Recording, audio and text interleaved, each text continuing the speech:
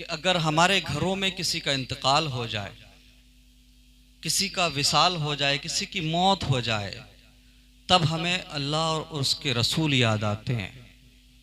तब हम ऐसी महफिलें सजाते हैं, यानी जब गम का मौका होता है तब हम अल्लाह का जिक्र करते हैं, ऐसी महफिलें सजाते हैं। और जब खुशी का मौका आता है तो अक्सर देखा जाता है कि हम रब को भूल जाते हैं और उस नबी को भी भूल जाते हैं जिस नबी ने हमें मेराज की रात भी नहीं भुलाया। उस नबी को भी भूल जाते हैं कि जिस नबी सल्लल्लाहु अलैहि वसल्लम से बार बार रब ने फरमाया, महबूब मांगो क्या मांगते हो। हर बार मेरे नबी ने यही अर्ज किया, परवरदिगार मुझे कुछ नहीं चाहिए, बस मेरी गुनाहगार उम्मत को बख्श दे। हम खुशी के मौके पे उस करीम नबी को भूल जाते हैं जिसने अपने सजदों में भी हमें नहीं भुलाया, जो सारी जिंदगी रब की बारगाह में सजदे करके अर्ज करते रहे, आंसू बहाते रहे, परवरदिगार मेरी गुनाहगार उम्मत को मेरे हवाले कर दे। तो यही हमारा तरीका हो गया है कि गम का मौका आता है तो हम अपने नबी को याद करते हैं, अल्लाह को याद करते हैं। खुशी का मौका आता है तो हम रब को भूल जाते हैं, फिर शैतान को याद करते हैं, शैतान को खुश करते हैं। मुबारकबाद के लायक हैं अहले खाना कि आपने दुनिया वालों को यह पैगाम दिया, सारे मुसलमानों को यह मैसेज दिया कि सुनो, हम मुस्तफा करीम के उम्मती हैं, हमने उनका कलमा पढ़ा है। हमारे घर में अगर गम होगा तब भी नबी नबी करेंगे, और अगर शादी होगी, खुशी होगी, तब भी नबी नबी करेंगे। चाहे जैसा माहौल हो, चाहे जो हालात हो, हम तो उम्मती हैं मुस्तफ़ा करीम के, हम हर हाल में आका करीम का जिक्र करेंगे। अच्छा, रीजन क्या दिया जाता है? हज़रत सैयद साहिब क़िबला तशरीफ फरमा है, आजकल शादी में नाच गाने जब कराए जाते हैं तो ऐसे ऐसे बुड्ढे भी निकल के आ जाते हैं जिनके हाथ और दांत दोनों नहीं होते, है क्या नहीं? हाँ। और जब ऐसी महफिलें सजती हैं तो पकड़ पकड़ के बुलाना पड़ता है, ऐसा है क्या नहीं? अच्छा, लड़के के वालिद से पूछो कि भाई ये नाच गाना क्यों हो रहा है। आजकल शादियां जब होती हैं, लड़के के माँ बाप से पूछो कि ये शादी में नाच गाना क्यों करा रहे हो, आप मुसलमान हो। अरे तो आजकल के बाप कहते हैं हम क्या करते हैं, मजबूर हो गए लड़के के साथ। लड़के से पूछो तो वो कहता है कि मजबूर हो गए, दोस्तों ने मजबूर कर दिया, यारों ने मजबूर कर दिया, यही होता है ना। अच्छा, आप मुझे बताएं, ये यार आज आपकी जिंदगी बर्बाद करने के लिए और साथ ही साथ आखिरत बर्बाद करने के लिए आपको इस पर आमादा करते हैं कि नाच गाने का इंतजाम हम करेंगे, बस तू हाँ घर वालों से हाँ करा दे। आप मुझे बताइए, कब्र में जब जाएंगे आप तो ये यार आएंगे, ये दोस्त आएंगे, कोई बचाने आएगा? नहीं आएगा ना। अच्छा, ऐसे मौके पे फूफा बहुत नाराज होते हैं, है ना? हाँ, और बहनोई भी बहुत नाराज होता है क्या नहीं? माशाअल्लाह, ऐसे ही होता है ना। उसका एक अलग ही लेवल रहता है, अलग ही एटीट्यूड रहता है। बोला हमारी तो मानी नहीं, हमारी तो सुनी नहीं। तू कौन है भाई? तू रिश्तेदार है? अगर तू वाकई खैरख्वाह है तो वो काम कर जिससे दुनिया और आखिरत संवर जाए।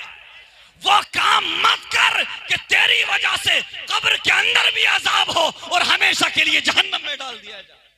अगर तू वाकई रिश्तेदार है तो वो काम करना, उसके लिए आमादा कर जिससे दुनिया और आखिरत सवरे। नहीं साहब, अलग ही नाराजगी रहती है, ऐसे मौकों पे ये लोग ज्यादा नाराज होते हैं। मैं तो एक बात कहूंगा प्यारे, याद रहे, हमेशा अल्लाह और उसके रसूल की रजा को मुकद्दम रखना चाहिए। हमें ये नहीं देखना चाहिए कि हमारा बहनों नाराज होगा या फूफा नाराज होगा। तू एक बार नहीं 100 बार नाराज हो जा, हमारा कुछ नहीं बिगड़ेगा। लेकिन सुन, अगर मदीने वाले आका नाराज हो गए, अगर मुस्तफा करीम नाराज हो गए ना, तो सुनो, जिससे नबी नाराज हो जाए उससे खुदा नाराज हो जाता है, और जिससे खुदा नाराज हो जाए उसकी दुनिया भी बर्बाद है, उसकी आखिरत भी बर्बाद है। इसलिए मुसलमानों, चाहे गम का मौका हो, चाहे शादी का मौका हो, हमेशा रब को याद किया करो, हमेशा मुस्तफ़ा करीम का जिक्र किया करो। अच्छा, लोग आजकल शादियों में खूब भांगड़ा करते, डांस करते, नाच करते। 3 महीने गुजरे, इमाम साहब के पास, पीर साहब के पास, हुजूर तावीज कर दीजिए। क्यों, क्या हो गया? लड़का सुन ही नहीं रहा, मानी, अब तो हमारी बात ही नहीं मानता। पोता हुआ है तो वो उससे भी आगे है। 1 साल 2 साल जब गुजरते, या 5 साल कह लीजिए, वो उससे भी खतरनाक है। अच्छा, क्यों? तूने गौर किया, तवज्जो की? मुझे बता, ये निकाह किसी दुनियादार की सुन्नत है या मेरे नबी की सुन्नत है? तो जब नबी की सुन्नत है तो इसमें शैतान को शामिल क्यों किया? नाच गाना करके शैतान को शामिल करते हो, नबी की सुन्नत का मजाक उड़ाते हो, निकाह की बुनियाद नाच गाने पर रखते हो। तो मुझे बताओ, फिर बच्चे शैतानी फितरत लेकर पैदा नहीं होंगे तो क्या वली पैदा होंगे?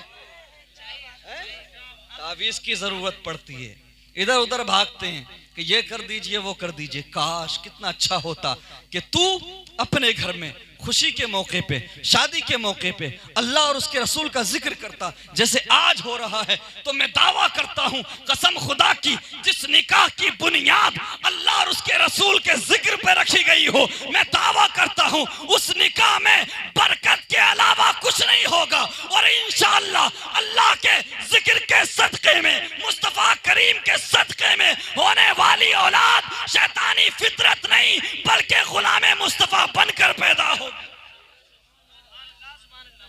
मैं अपनी कौम से मुखातब हूं, खुदारा निकाह को आसान करो, निकाह को आसान करो। बहुत मुश्किल कर दिया है आपने, बहुत मुश्किल कर दिया, इतना मुश्किल कर दिया, इतना मुश्किल कर दिया कि हदीस के उलट कर दिया। मेरे नबी फरमाते हैं निकाह को इतना आसान कर दो, इतना आसान कर दो कि जिना मुश्किल हो जाए। लेकिन आज इतना मुश्किल बना दिया निकाह को कि जिना आज बहुत आसान कर दिया हम लोगों ने। क्या होता है आज, अगर लड़की वाले की बात की जाए तो उसका भी एक अलग ही मतलब है, लड़के वाले की बात की जाए तो उसका भी एक अलग ही ख्याल है। दोनों तरफ से एक जैसा मामला है। लड़की वाले को ये नहीं देखेगा कि दीनदार है कि नहीं, पढ़ा लिखा है कि नहीं, सुन्नते रसूल पर अमल करता है कि नहीं, नमाजें पढ़ता है कि नहीं। नहीं, आजकल जब रिश्ता देखने जाते हैं, अगर दस्तरखान वसी है, दस्तरखान पर मौके पर, अब जिस आदमी को बोलेरो लेनी हो, फार्चूनर लेनी हो या स्कॉर्पियो लेनी हो, तो वह वक्ती तौर पे कई हज़ार का सामान दस्तरखान पे ला के रख दे तो क्या बड़ी बात है। वो 10-5 हज़ार खर्च करके 20-25 लाख लेगा भी तो। अब दस्तरखान देखते हैं लोग, पैमाना देखिए, मकान देखते हैं, बिल्डिंग देखते हैं, और फिर कहते हैं यार आदमी बहुत अच्छा है। ऐसा ही है ना, आदमी बहुत अच्छा है। मुझे बता, जिसका मकान अच्छा होगा क्या ये जरूरी है कि वो आदमी भी अच्छा हो? जिसके दस्तरखान पर ज्यादा कुछ हो, ज्यादा ग़िज़ाएं हो, क्या ये जरूरी है कि वो आदमी अच्छा होगा? नहीं, बैंक बैलेंस देख लिया, प्रॉपर्टी देख ली, बस इस पर फैसला कर दिया कि आदमी अच्छा है। मेरे मुस्तफ़ा करीम के प्यारे दीवानों, यही वजह है कि बाद में खराबियां पैदा होती हैं, मुश्किलात आती हैं। अगर देखना ही है तो ये देखो कि लड़का मस्जिद जाता है कि नहीं। अगर देखना है तो ये देखो कि लड़का अल्लाह से डरने वाला है या नहीं। ये देखो कि नमाज पढ़ता है कि नहीं। कसम खुदा की, जो अपने रब का हक अदा करता होगा वो तुम्हारी लड़की का हक नहीं मार सकता, और जो अपने रब का हक अदा ना करता हो वो तुम्हारी लड़की का क्या हक अदा करेगा। इसलिए रिश्ते जब किया करो सोच समझ के किया करो। मेरे मुस्तफ़ा करीम सल्लल्लाहु अलैहि वसल्लम के प्यारे दीवानों, मेरा रब फरमाता है कि बीवियां शोहर के लिए लिबास है और शोहर बीवी के लिए लिबास। उलमाए किराम तशरीफ रखते हैं, क्या मतलब? आज हम ये लिबास पहनते हैं, इस लिबास का काम क्या है? इस लिबास का काम यह है कि हमारे जिस्म पर कितने धब्बे हैं, हमारे जिस्म पर क्या क्या बुराई है, कितने निशान हैं, कितने धब्बे हैं, ये लिबास छुपाता है। क्या मतलब? इसका मतलब ये है कि बीवी के ऐब शोहर छुपाता है और शोहर के ऐब बीवी छुपाती है। रब ने फरमाया शोहर औरत का लिबास है और बीवी शोहर का लिबास है। मेरे मुस्तफ़ा करीम के प्यारे दीवानों, और लिबास की एक और खुसूसियत समझ लो, सर्दी के मौसम में जब आप लिबास पहन लेते हैं तो यही लिबास आपको सर्दी से बचाता है, गर्मी से बचाता है और दूसरी आफतों से बचाता है। इसका मतलब यह है कि बीवी अपने शोहर को मुश्किलात से बचाती है, परेशानियों से बचाती है, और ऐसे ही शोहर बीवी का सहारा होता है। इसलिए इस रिश्ते की कदर करो, इस पाकीज़ा रिश्ते की अहमियत को समझो। कसम खुदा की मेरे नबी फरमाते हैं, मेरे आका फरमाते हैं, अगर रब के अलावा किसी को सजदा करने की इजाजत होती तो मैं बीवियों को हुक्म देता कि वो अपने शोहरों को सजदा करें। अल्लाहु अकबर कबीरा। ये इतना पाकीज़ा रिश्ता है मेरे मुस्तफ़ा करीम के प्यारे दीवानों। लेकिन बात चल रही थी रिश्ता देखने की। हम लोग हैं बैंक बैलेंस देखते, लड़की वाले देखते हैं कि इंजीनियर है कि नहीं, डॉक्टर है कि नहीं, MBBS है कि नहीं। अच्छा अगर मौलवी है तो दूर से सलाम कर लेंगे, ऐसा है कि नहीं। आलिम है तो रिश्ता बताने से पहले ही कैंसिल। ये हक है, ये सच है। लेकिन ये सिर्फ 100 साल की कहानी है, ये 100 साल की कहानी है। कसम खुदा की 100 साल पहले आप जब जाओगे, जब द ग्रेट ओटोमन एम्पायर और मुसलमानों की बड़ी बड़ी सल्तनतें, रियासतें हुआ करती थी, मुसलमानों के बादशाह भी बादशाह हुआ करते थे, उस वक्त आप देखेंगे तो उस वक्त में ये हालात थे कि अगर किसी के चेहरे पर दाढ़ी ना हो तो उसका निकाह होना मुश्किल हो जाता था। जिसके चेहरे पर सुन्नते मुस्तफ़ा नहीं होती थी, लोग उसको वजनदार नहीं समझते थे, उसको अपने पास नहीं बिठाते थे। यहूदियों ने, दुश्मनाने इस्लाम ने यही तो किया ना। मैदाने जंग में तो तुम्हें हरा नहीं सकते थे, मैदाने जंग में तो तुमसे मुकाबला कर नहीं सकते थे, बस तुम्हें मगरबी कल्चर में उन्होंने ढाला और तुम्हें, बल्कि मुस्तफ़ा करीम सल्लल्लाहु अलैहि वसल्लम के सारे उम्मतियों को निशाना बना के मगरबी कल्चर की घुट्टी पिलाई और नबी की सुन्नतों से दूर कर दिया।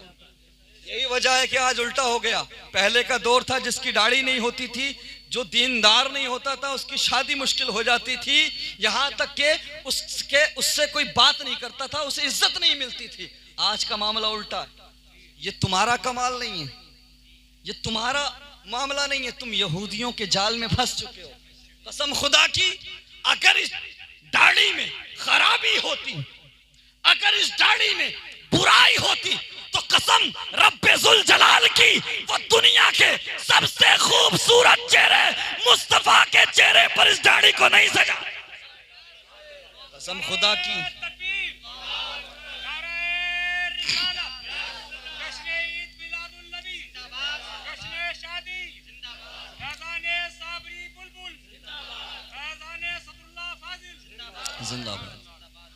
अगर दाढ़ी खराब होती, अच्छी नहीं होती तो कायनात के सबसे हसीन मुखड़े पर नहीं होती। मुझे बता क्या कायनात में कोई ऐसा है जिसका मुखड़ा मेरे नबी से ज्यादा हसीन हो? मुझे बता क्या कायनात में कोई ऐसा है जिसकी आंखें मेरे नबी से ज्यादा प्यारी? पूरी कायनात में कोई ऐसा है कि जिसका किरदार मेरे नबी से ज्यादा प्यारा हो, जो मेरे नबी से ज्यादा हसीन हो? अरे उनके हुस्न की बात क्या की जाए। हुस्न यूसुफ पे कटी मिस्र में अंगुश्ते जना, सर कटाते हैं तेरे नाम पे मर्दाने अरब। और समझा नहीं हुनूस मेरा इश्क बेसबात, समझा नहीं हुनूस मेरा इश्क बेसबात। तू कायनाते हुस्न है या हुस्न है कायनात? मेरे मुस्तफ़ा करीम सल्लल्लाहु अलैहि वसल्लम के प्यारे दीवानों, अपना नजरिया बदलो, अपना तरीका बदलो। तुम दुनिया में नाच गाना करने नहीं आए थे, तुम दुनिया में रंगो नाच में महव होने नहीं आए थे। आज हमारा नौजवान देखो, आज नौजवानों की हालत देखो। स्कूल और कॉलेजेस और बिलखुसूस यूनिवर्सिटीज के आज तलबा की हालत देखो, थोड़ा बहुत पढ़ लिख लिया तो उलमा उनको बेवकूफ लगने लगते हैं। आज हालत ये है हमारे नौजवानों की कि वो आज मदारिस से दूर हैं, मसाजिद से दूर हैं। अल्लाह अकबर कबीरा। जिन नौजवानों के हाथों में इस्लाम का परचम होना चाहिए था, जिन नौजवानों के हाथों में कुरान होना चाहिए था, आज उन नौजवानों के हाथों में शराब की बोतलें नजर आती हैं। जिन नौजवानों के हाथों में सीरत मुस्तफ़ा की किताबें होना चाहिए थी, आज उन नौजवानों के हाथों में ताश के पत्ते नजर आते हैं। अल्लाह अकबर कबीरा। हमारे नौजवान आज नफ्स परस्ती के रास्ते पर हैं। हमारे नौजवान आज शराब नोशी के अड्डों की तरफ जाते हुए नजर आते। मुसलमानों, अगर चाहते हो कि हमारे वो नौजवान जो अपने माँ बाप से बदतमीजी करते हैं, वो नौजवान जो शराब नोशी के रास्ते पर जा चुके हैं, वो नौजवान जो आज जिना के अड्डे की तरफ जाते हैं, वो पलट आए अपने करीम रब की तरफ, पलट आए उस करीम रब की तरफ जो रब 70 माओं से ज्यादा प्यार करता है। पलट आए उलमाए किराम की तरफ, पलट आए मसाजिद की तरफ। अगर चाहते हो शराब नोशी का रास्ता नौजवान छोड़ दे, अगर चाहते हो जिना का रास्ता नौजवान छोड़ दे और खुद नफ्स परस्ती का रास्ता नौजवान छोड़ दे, तो मुसलमानों, इस पुरफितन दौर में कोई तरीका कारगर नहीं हो सकता। बस एक तरीका है, नौजवानों को मेरे नबी का दीवाना बना दो, नौजवानों को मेरे नबी का आशिक बना दो। जैसे जैसे मेरे नबी के इश्क का नशा नौजवानों पर चढ़ता जाएगा, वैसे वैसे दुनिया की रंगीनियों का नशा, शराब की बोतलों का नशा उतरता जाएगा। डॉक्टर इकबाल फरमाते हैं, दो आलम से करती है बेगाना दिल को, अजब चीज है लज्जत आशनाई। मेरे मुस्तफ़ा करीम के प्यारे दीवानों, आज जरूरत है इश्क़ मुस्तफ़ा की शमा रोशन की जाए। जरूरत है नौजवानों को इश्क़ मुस्तफ़ा का जाम पिलाया जाए, और बिलखुसूस हमारी बच्चियों को आज इस्लाम बताने की और सिखाने की जरूरत है, इस्लामी कल्चर में ढालने की जरूरत है। क्या आप नहीं जानते आज हम किस दौर से गुजर रहे हैं? एक रिपोर्ट के मुताबिक कई हजार की तादाद में मुस्लिम लड़कियां, मुस्लिम बच्चियां इर्तिदाद का शिकार हो चुकी हैं। अल्लाह अकबर कबीरा। वो मुर्तद हो चुकी हैं, इस्लाम को छोड़ चुकी हैं और गैर मुस्लिमों के साथ शादियां कर रही हैं। कोई कोर्ट मैरिज कर रही है, कोई कुछ कर रही है। आप जानते हो क्यों? आप कहोगे भटक गई होगी, आप कहोगे राह छोड़ दिए होगी। मुझे बता तो जरा, ये राह से भटकाने वाला कौन था? ये उसको गलत रास्ते पर भेजने वाला कौन था? मुझे बता। सारा सारा दिन सीरियल देखने पर खामोश रहने वाला तू था कि नहीं? बेटी को आईफोन से लेकर और बड़े बड़े फोन लाकर देने वाला तू था कि नहीं? बेटी की फहश फिल्में देखने पर खामोश रहने वाला तू था कि नहीं? बेटी के जींस पहनकर बाजार में घूमने पर खामोश रहने वाला तू था कि नहीं? आज कहते हो कि भटक गई होगी। आज हमारी हजारों की तादाद में मुस्लिम लड़कियां इस्लाम को छोड़कर गैर मुस्लिमों के पास जा रही हैं। अल्लाह अकबर। उस इस्लाम को लड़कियां छोड़ रही हैं, उस मुकद्दस मजहब को, कि जिस मुकद्दस मजहब ने लड़कियों को, बेटियों को जीने का अधिकार दिया। कौन नहीं जानता कि मेरे नबी की आमद से कबल इन बेटियों को जिंदा दफन किया जाता था, इनको नहूसत समझा जाता था, बाइस से बर्बादी समझा जाता था। ये मेरे नबी की मिलाद का सदका है कि मदीने वाले ने उन बेटियों को जिनको नहूसत समझा जाता था, उनको रहमत का जरिया बना दिया। कसम खुदा की, मेरे नबी फरमाते हैं कि बेटियां बाप के लिए रहमत है। फिर बड़ी हो जाए तो बीवी अपने शोहर का ईमान मुकम्मल करती है। अल्लाह अकबर। और बड़ी हो जाए, माँ हो जाए, माँ बन जाए, तो मेरे नबी फरमाते हैं कि माँ के कदमों के नीचे जन्नत है। आखिर क्यों फिर इस मजहब को लड़कियां छोड़ रही हैं? अल्लाह अकबर कबीरा। हमें पता नहीं है, हम नहीं जानते। हमें बस इस चीज की खबर है कि पड़ोसी कैसे कमा रहा है, क्यों कमा रहा है, कितना कमा रहा है, कैसे घर बना लिया, फला अच्छे कपड़े क्यों पहन रहा है। हम इसी में रह गए। दुश्मनाने इस्लाम रात दिन हमारे खिलाफ साजिशें करते हैं, रात दिन हमारे खिलाफ मुहिम चलाते हैं, लेकिन हमें परवाह नहीं, हमें फ़र्क नहीं पड़ता।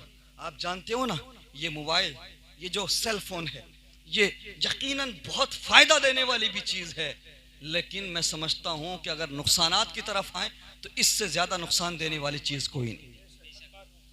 आप नहीं जानते, आप कोरे कागज़ की तरह हो। आप जानते हो, आपने बेटियों को लाकर फ़ोन दे दिया, मोबाइल दे दिया, इतनी समझ उनके अंदर नहीं कि कौन सा ऐप चलाना सेफ है, कौन सा ऐप चलाना सेफ नहीं है। इस मोबाइल के अंदर आजकल लड़कियां न जाने कितने ऐसे ऐप इंस्टॉल करती हैं, इंस्टॉल करने के बाद चलाती हैं, जो थर्ड पार्टी ऐप होते हैं। आप जानते हो, आपकी बेटियों की डिटेल बेच दी जाती है, आपकी बेटियों के नंबर लफंगों को दे दिए जाते हैं और दुश्मनाने इस्लाम को दे दिए जाते हैं। फिर वो उन नंबरों के जरिए मुस्लिम लड़कियों को टारगेट करते हैं।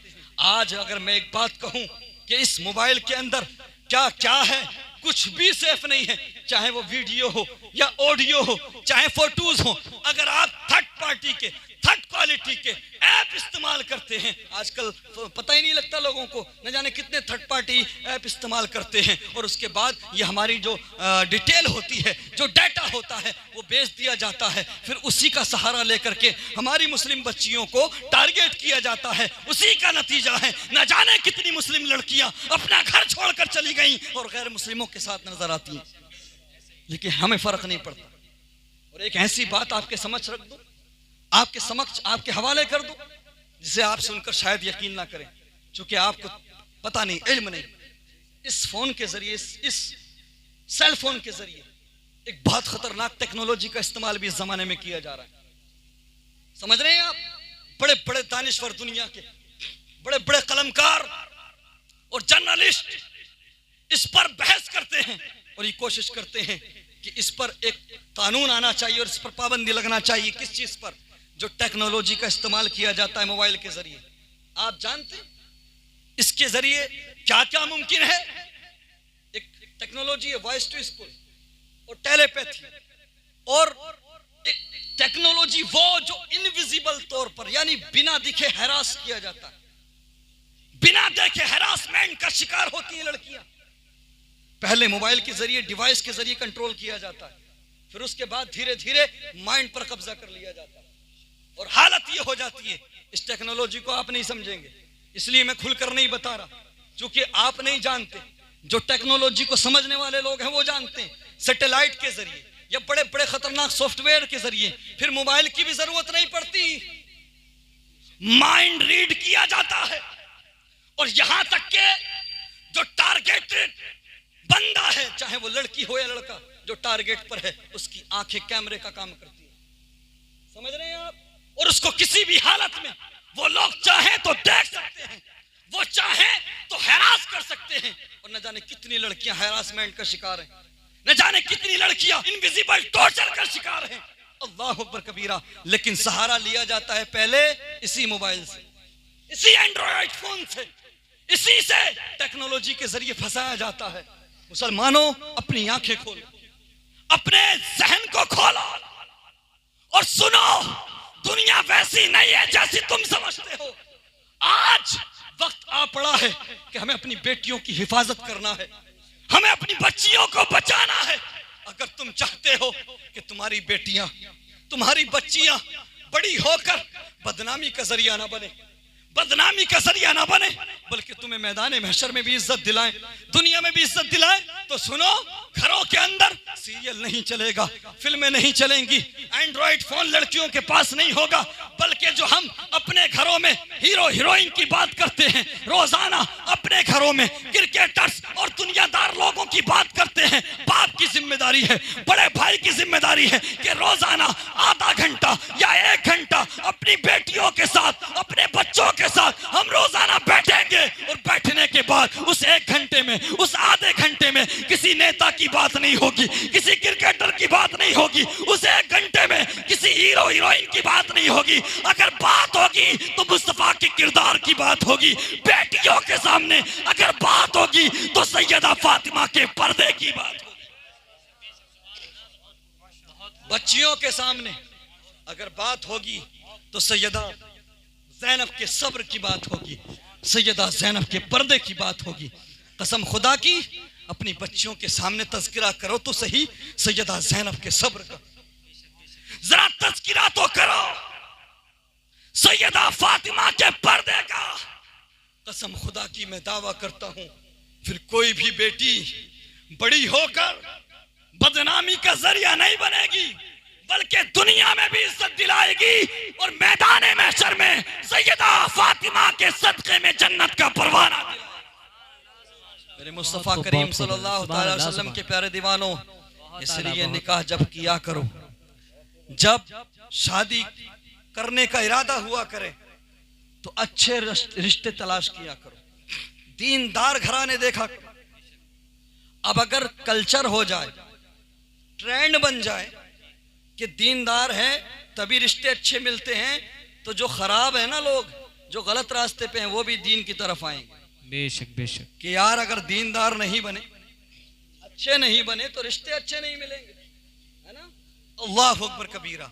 मेरे मुस्तफ़ा करीम के प्यारे दीवानों, आज हम समझते हैं 10-20 लाख रुपया 50 लाख रुपया कमा लिया तो हमसे बड़ा अक्लमंद, हमसे बड़ा दानिश्वर, हमसे बड़ा काबिल कोई नहीं, ऐसा ही है ना।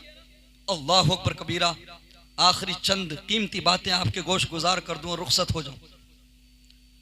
आप समझते हैं कि हम शादी करेंगे तो फला अमीर के यहां करेंगे, नेता के यहां करेंगे, प्रधान जी के यहां करेंगे, विधायक जी के यहां करेंगे, बैंक बैलेंस होगा तब करेंगे, या लड़की के यहां से कार मिलेगी तब करेंगे, यही देखते हैं ना हम।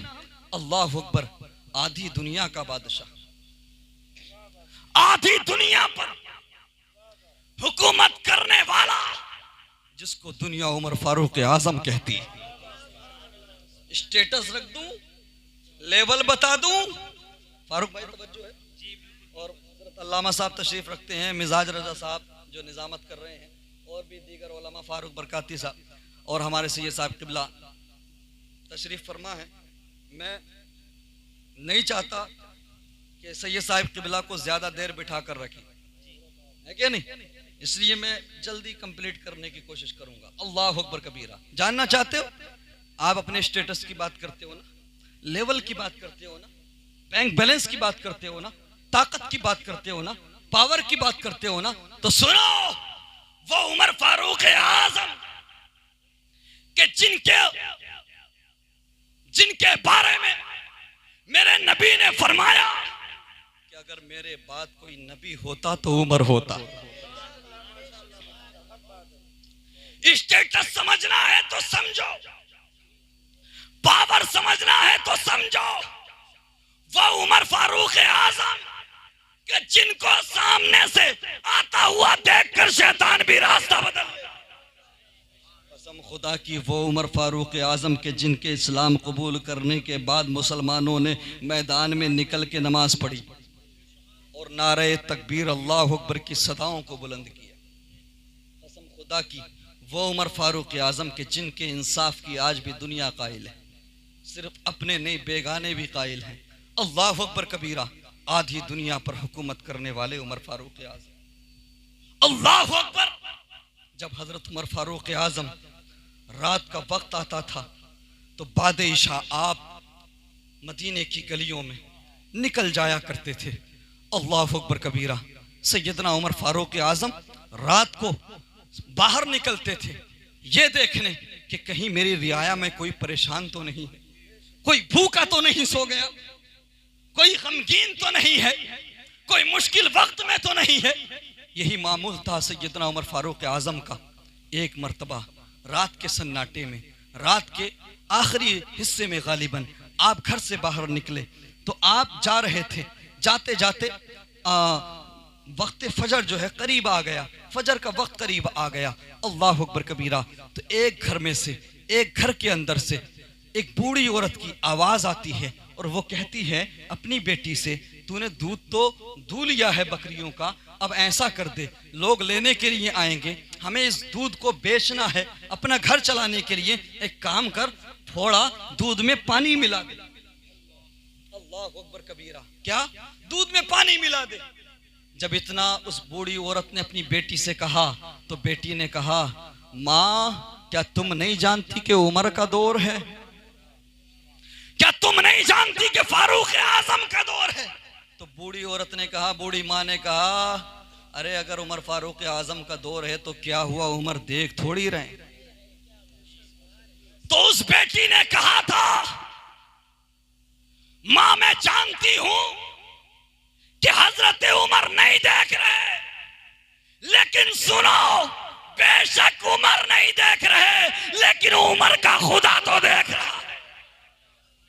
कसम खुदा की, जब हजरत उमर ने इतना सुना तो आपके कदम रुक गए, और रुकने के बाद आप अपने घर चले गए।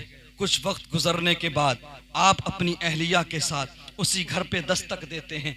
मेरे मुस्तफ़ा करीम सल्लल्लाहु ताला अलैहि वसल्लम के प्यारे दीवानों, जैसे ही उस घर में दाखिल हुए, बूढ़ी औरत ने दरवाज़ा खोला, और जैसे ही दरवाज़ा खोला तो देखा कि कुछ मेहमान आए हुए हैं। बूढ़ी खातून पहचान न सकी।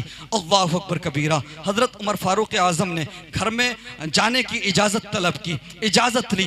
अल्लाह अकबर कबीरा। जैसे ही घर में दाखिल हुए, उस बूढ़ी खातून से कहा, आज तुम्हारे पास हम एक ख़ास मकसद के तहत आए हैं, एक आरज़ू लेकर आए हैं, एक तमन्ना लेकर आए हैं। अगर आप चाहें तो हमें खुश कर सकती हैं, हमारी मुराद को पूरा कर सकती हैं। अल्लाह अकबर कबीरा। जब इतना कहा तो बूढ़ी खातून ने कहा, आखिर आपको हमसे क्या चाहिए? तो हजरत उमर फारूक आजम फरमाते हैं, सुनो, मैं आपकी बेटी का हाथ मांगने आया। अल्लाह अकबर कबीरा। कहा, आप कौन? कहा, मैं उमर फारूक आजम, वक्त के खलीफा। जब इतना सुना तो बूढ़ी खातून परेशान हो गई, हैरान रह गई।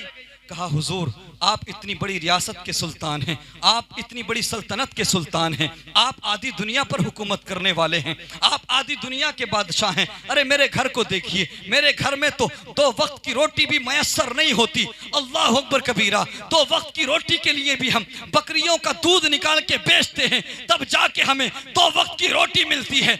आपके लिए हम कैसे अपनी बेटी को दे दें, आपके बेटे के लिए? आखिर हम आपके लायक नहीं हैं। जब इतना कहा तो उमर फारूक आजम ने कहा, यकीनन तुम्हारे पास 2 वक्त की रोटी का इंतजाम नहीं, लेकिन सुनो, तुम्हारी बेटी मेरे घर को अगर जीनत बख्शेगी तो मेरा मुकद्दर है। अल्लाह अकबर कबीरा। किस लिए हजरत उमर फारूक आजम ने उसको पसंद फरमाया?